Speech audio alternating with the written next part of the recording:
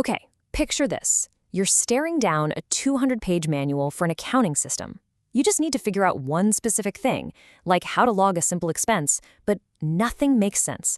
You're searching, you're scrolling, you're practically tearing your hair out trying to find a single answer. It's intensely frustrating, right? A document like that isn't a helpful guide. It's basically just a useless digital paperweight. Welcome to this explainer. Today, we're talking about the absolutely crucial difference between a frustrating, unreadable wall of text and a document that actually works for the person reading it. Organization is the magic ingredient here, and we're going to break down exactly how you can master it. To get us there, here's our roadmap for this explainer.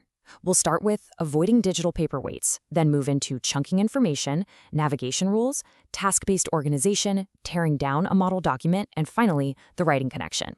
It's quite fitting that we're using a table of contents to kick off an explainer that's all about organizing large documents, wouldn't you say? All right, let's dive right into Section 1, avoiding digital paperweights by building a solid heading hierarchy. Look, the reality is that any document longer than a few pages absolutely needs a consistent heading structure or a table of contents to function properly. It's not really optional.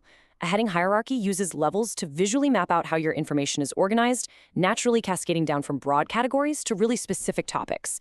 And there's a golden rule of thumb here. If you create a level 2 heading, you've got to have at least 2 of them sitting under that same level 1 heading. You literally cannot just have one.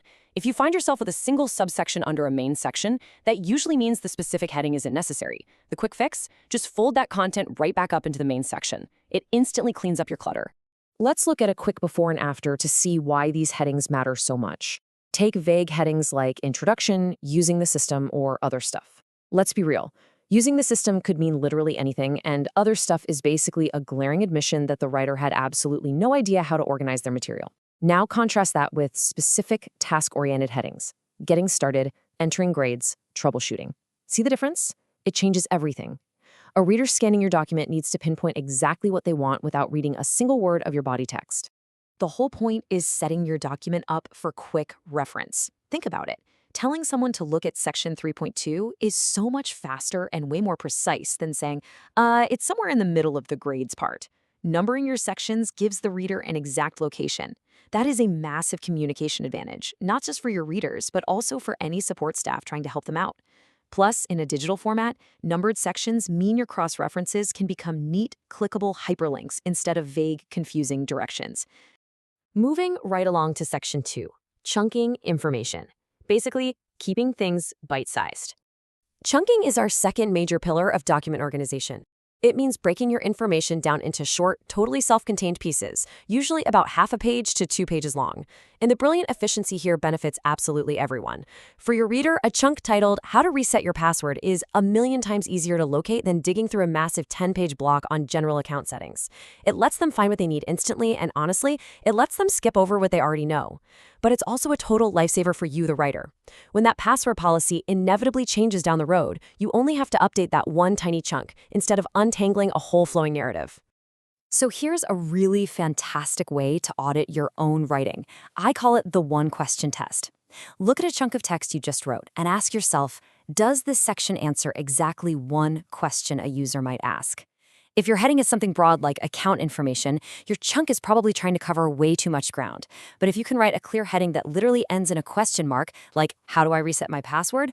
Boom, you passed the test. Your scope is absolutely perfect. That brings us to Section 3, navigation rules, and specifically the 3-click rule. If you really want to test whether your heading hierarchy and chunking are actually working for the user, use this golden metric, 3. A user should be able to find any piece of information within your document in just 3 navigation steps. It sounds incredibly simple, but trust me, it is surprisingly difficult to pull off if your content isn't well structured. Let's walk through that pathway. In a digital guide, Step 1 is clicking from the homepage to the category. Step 2 is clicking from that category to the specific article. And Step 3 is just scrolling down to the exact answer. If you're working with a printed guide, it's opening the table of contents, finding the section, and flipping to the page. Here's a fun challenge. Next time you organize a document, ask a friend to find a specific piece of info. If they're looking at you in sheer confusion after 3 clicks, your table of contents needs some serious revision. All right, Section 4. Let's tackle task-based organization, which requires a pretty major mindset shift. We see expert writers fall into a massive psychological pitfall all the time. They organize documentation based on exactly how a product is built. We call that the system-oriented mindset. They assume the user is sitting there thinking, I need the reports module, just because that's what the button in the software is called. But users do not think that way. They have a user-oriented mindset.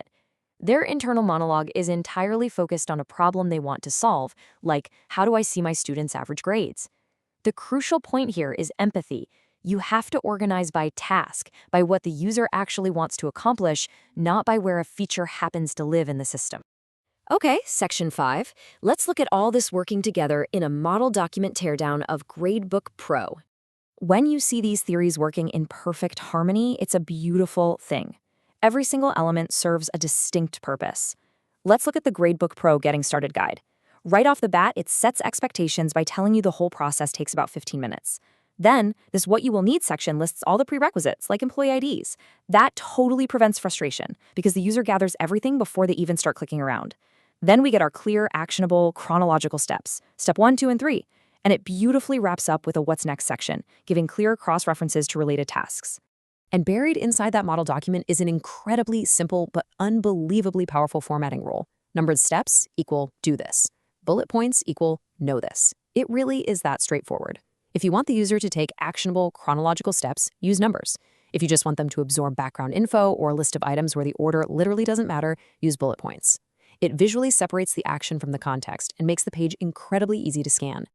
Finally, Section 6, the writing connection. How we take this beyond just software manuals. Because honestly, everything we've just talked about is a crucial skill set for any type of long-form writing. The technical writing skills you use to build a good user guide, hierarchy, chunking, cross-references, are exactly the same skills you need to organize something like a research paper. Think about it. A 10-page history paper is exhausting to read when it's just a solid, terrifying wall of text. But when it uses clear section headings, keeps a logical flow, and uses the intro to actually preview the structure, it becomes infinitely easier to read and way easier for a professor to grade. You basically just treat your thesis statement like the Getting Started section of a manual. Which leads me to leave you with this final, provocative thought. If your thesis is indeed the Getting Started section of your document, where are your headings guiding the reader next? I want you to think about the internal logic of your own documents, your essays, or your reports through this entirely new, user-centric lens. Are you building a helpful guide that walks them through the material, or are you just creating another useless digital paperweight? Keep your focus on structure, keep chunking that information, and keep your reader's journey as effortless as possible. Thanks for joining me on this explainer.